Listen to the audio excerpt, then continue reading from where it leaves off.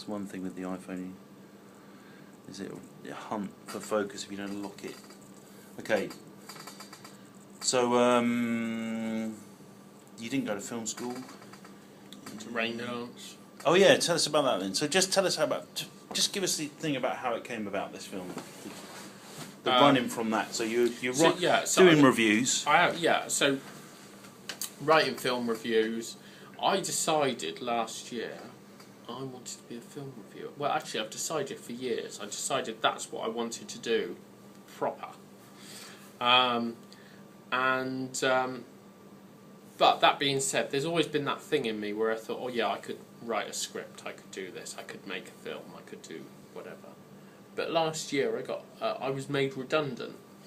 A company that I'd gone to work for, and I'd saved absolutely tens and tens of thousands of pounds for, made me and everyone else redundant because it just wasn't making money quick enough for its owner. And I found myself in a situation where I'd changed career. So I'd changed from retail to online retail. Then I'd changed from online retail to being a sort of area manager type individual. And I had this sort of path where I'd managed shops with a staff of up to sort of 1,500 people, and I'd managed shops with staff of 5, and I'm kind of in this random place where, you know, that there wasn't anywhere for me to go. I needed to sort of reinvent myself, if you like. And during this process I thought, oh yeah, I'll have a go at writing film properly. So I got myself involved in all sorts of screenings and whatever. And although I'd heard about Rain Dance, I'd never really given it any attention. And I went onto their website. I heard it was coming, went onto their website, signed myself up as press to go and see the festival, discovered that they'd got this school that was on the back of the festival, and what they do is they run these courses on every single aspect of filmmaking. You name it, it's covered. And I went to a screenwriting course, which wasn't anything like what I thought it would be. And this guy who runs Rain Dance, Elliot Grove, he comes there and he stands up in front of everybody and he tells the story of his upbringing. And he tells you the story about how the very first film he ever saw was Lassie Come Home or something like that. And that this film had made him cry. And then he sort of like, somehow, all the bits come out of this conversation. And he's told a story. There's his script already kind of there. He's told a story, and it's a story that's got every single person in this room captivated by what he's saying. So the scripts can be, you know, a script can be as straightforward as that. And as I said to you on another occasion, you know, there's that thing of storytelling. People like to be told stories. But then he sort of, as I said, he sort of unwraps this story, and he tells you different aspects that build up this bigger story. And that was how he teaches screenwriting. And then he shows you about, you know, people's their social background, where they are in society, whether they fit in a megalomaniac society or basically they're cavemen, and just sort of runs through this whole thing. And a lot of it, when you sit there and you listen to it, it's kind of like, it almost, I don't mean to sound disrespectful, but it's almost like twaddle, you know. You sat there and I'm thinking to myself, this isn't doing anything. This is for day me one. This is from the off. So he walks in, tells the lassie story. Tells the story, which captivated everybody, but then the actual lesson. Then he said that was the lesson, basically. No. You realise that's the lesson. You realise in yourself as you're listening that he's already teaching you. You thought that was going to be like an introduction to him, and then he's all right, now let's do some script writing.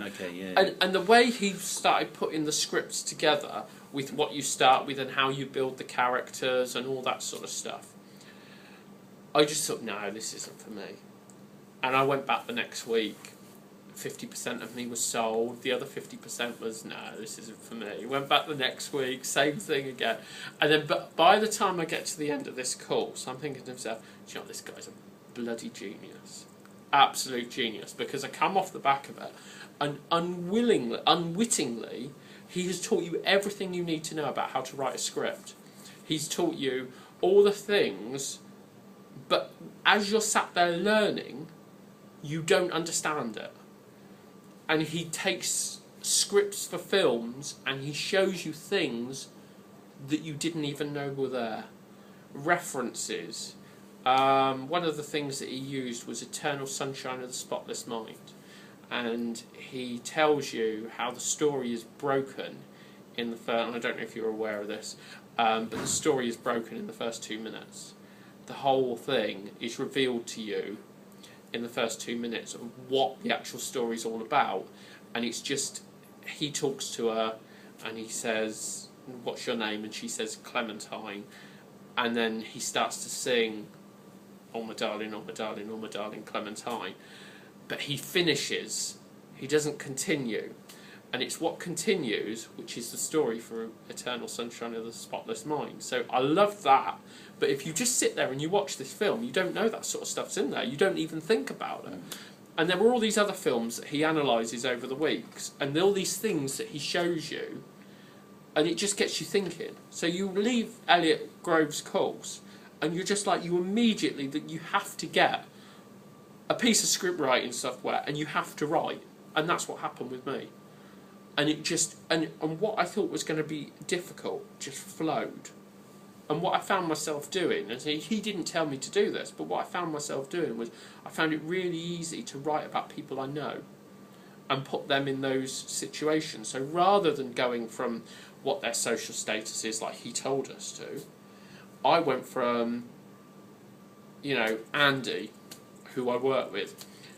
What's Andy? Let's look at what Andy is. Let's look at the way Andy talks. Now let's transfer him into somebody else. Now Andy in Death Walks isn't played by the real Andy, but it's based on Andy as a person. As you see him, or as I see him, and as he is. And what he could be is something else. Okay. So I've brought in this character that looks like Andy, sounds like Andy, and acts like Andy. Not all the characters in Death Walks are like that, but a couple of them are. That's there for my amusement, and for anyone that's interested enough or local enough, it's almost like a little in-joke, if you like, that people that know Andy will know who he is and what he's like, and they will immediately see Andy in this character, Andy, played by Martin Holland. But yeah, that was kind of it. So I just going to get you to focus on your process from that point. So, just give us a rough idea how long it took you to write the script, how it came together. Death Walks, or the other ones? Fairly, let's go for your process from... Tell us about Death Walks.